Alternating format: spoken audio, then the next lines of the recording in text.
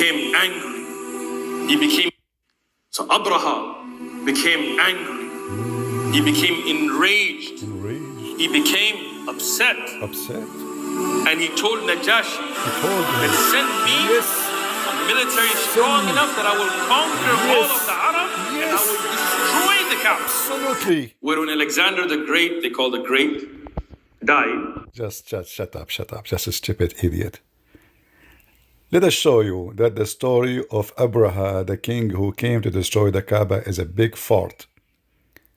It's a fairy tale story. There's not only no evidence, I mean, it's a fiction story.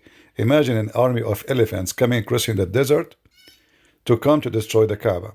However, why Abraham he went to destroy the Kaaba? Because there's idols around it. So Abraham actually is doing a very good job. But the funny is that we have a real story documented by the Muslims, supported by the Muslims, that a man, his name is Al-Qurmuti, he come and he destroyed the Kaaba and he pissed on it. Let us check it out. This is very well-known Islamic terrorist website from Qatar. And this is the book, it's called Sirul A'lam al-Nubala.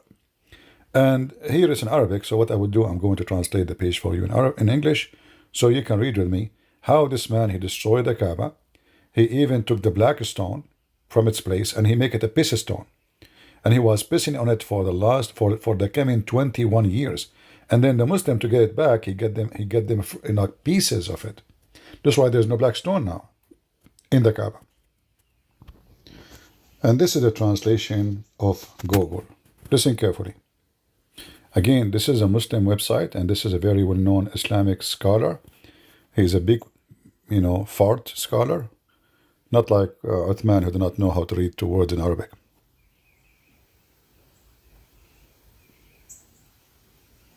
I don't know why there's no sound.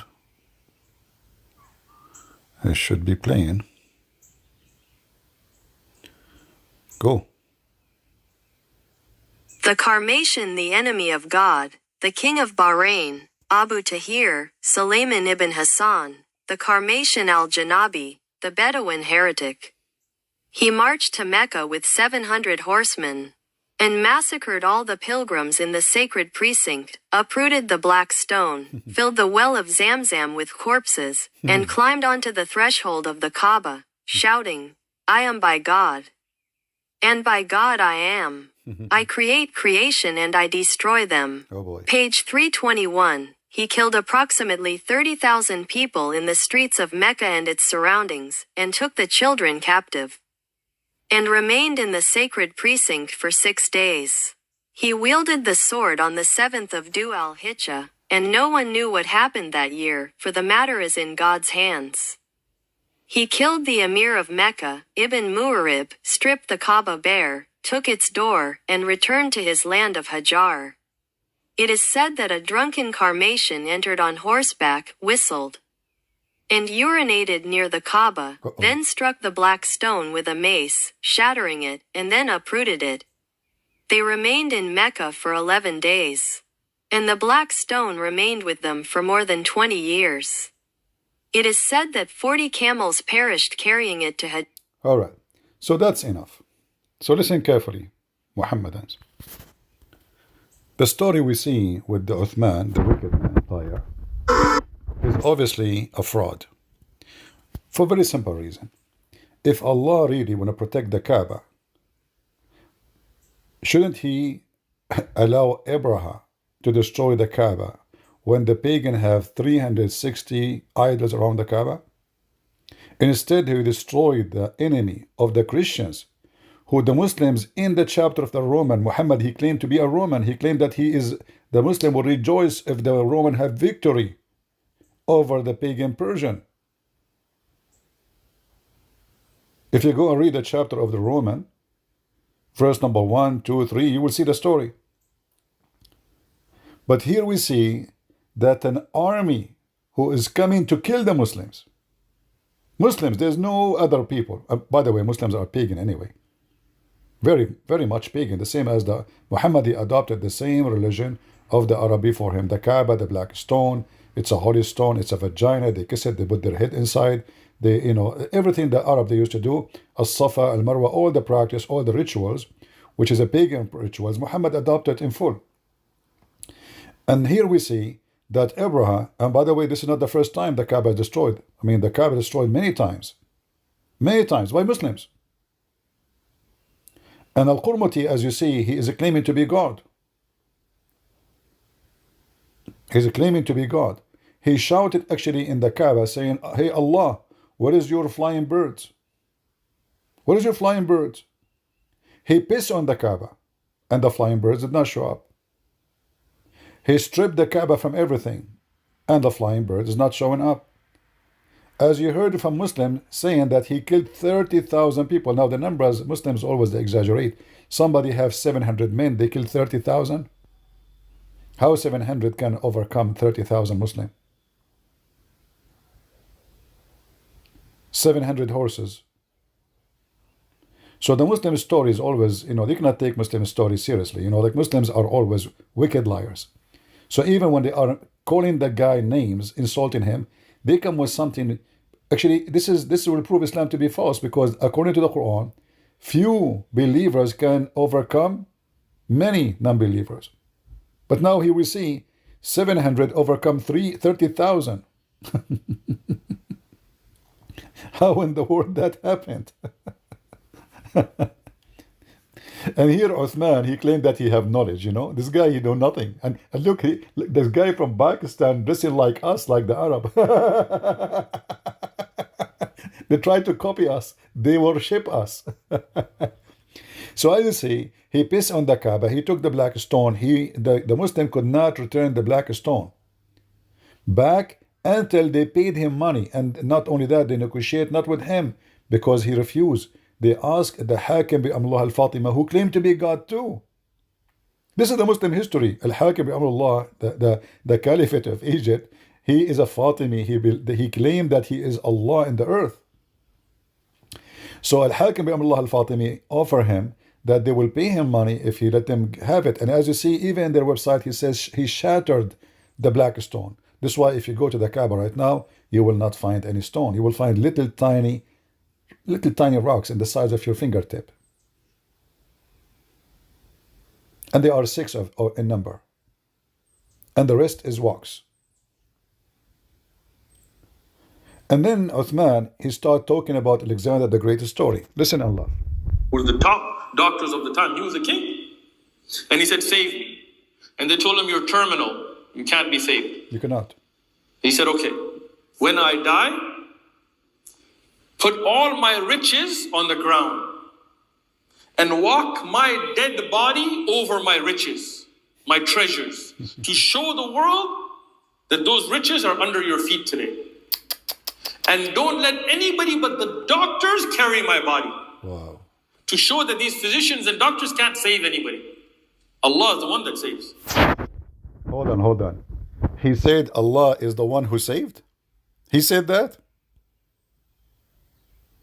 Listen carefully. What Alexander the Great, he said. Show that these physicians and doctors can't save anybody. Allah is the one that saves. So those doctors are going to carry my body and leave my hands out. This is, by the way, recorded in Western history as well. Leave my 2 hands out. Yeah, by the way, this is recorded very much in history. It's recorded. Let me get you busted. This guy is just a kid, He's just a stupid idiot. But because Muslims have low IQ, anything is acceptable. You can take 2 seconds. You can go to Google right now, and you will see that this is fairy tale story. Have nothing to do with Alexander the Great. Let me show you.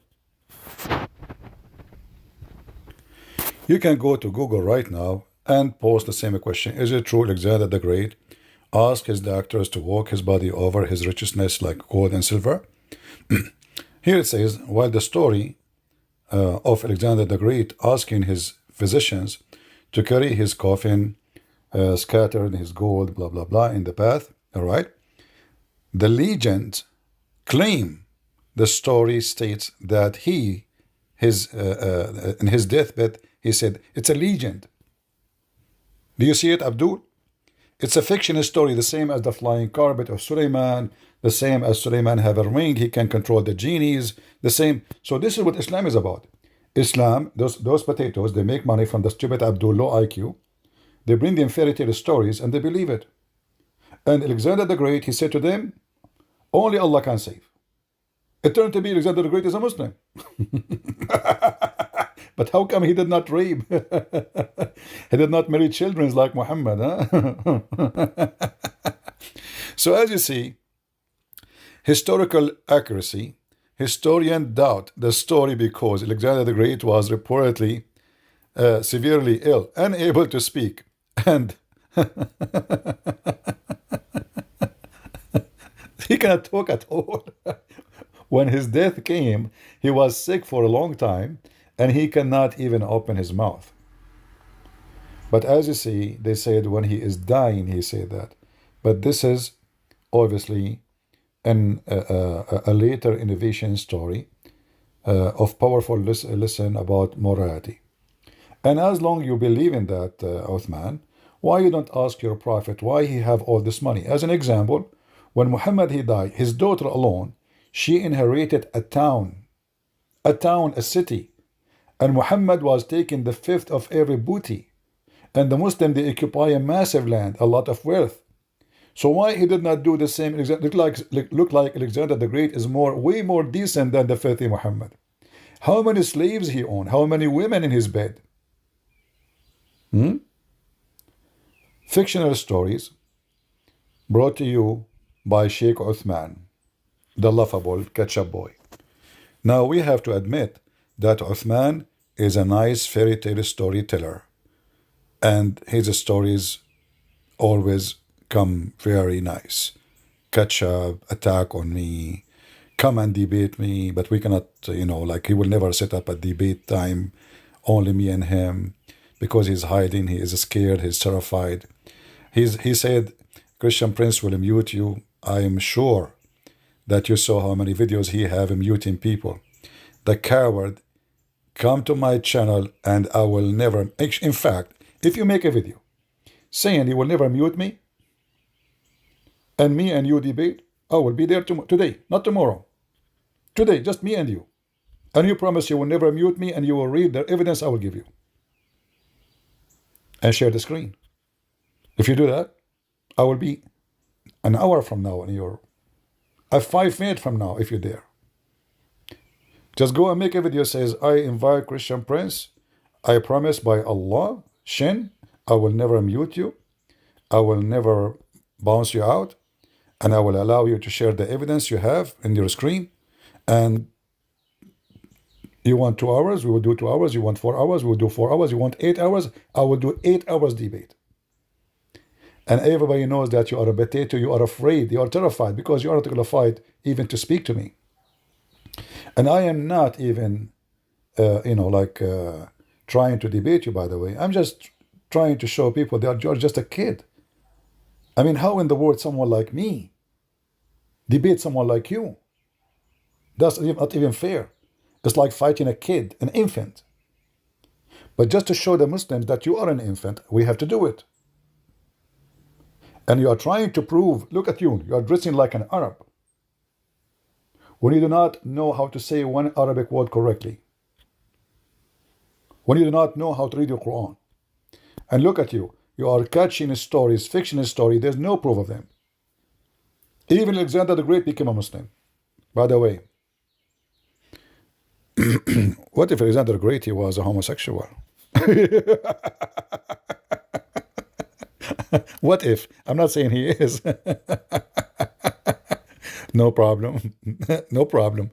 As long as he believes in Allah, no problem. Because Allah said he forgive all sin except one, to associate with him. But nobody associate the name of Allah with others as Muslims. This is what the Shahada is about. They say Allah and his messengers knows best.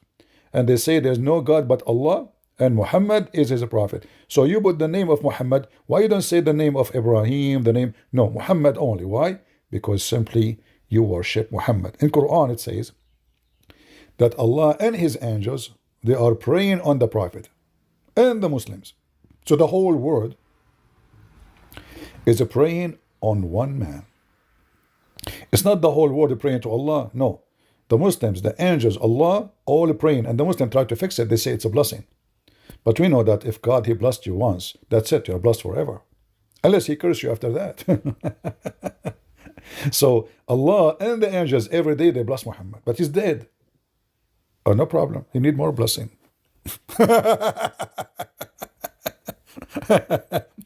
Potato, be a man and say yes, I will debate you. No conditions, very simple. No mute for you, no mute for me. No time for me, no time for you. Share my screen and 2 hours, 3 hours, 4 hours, whatever you wish, debate. Do you dare? Coward, potato. Leave your comment and let us laugh how Alexander the Great became a Muslim. He believed in Allah.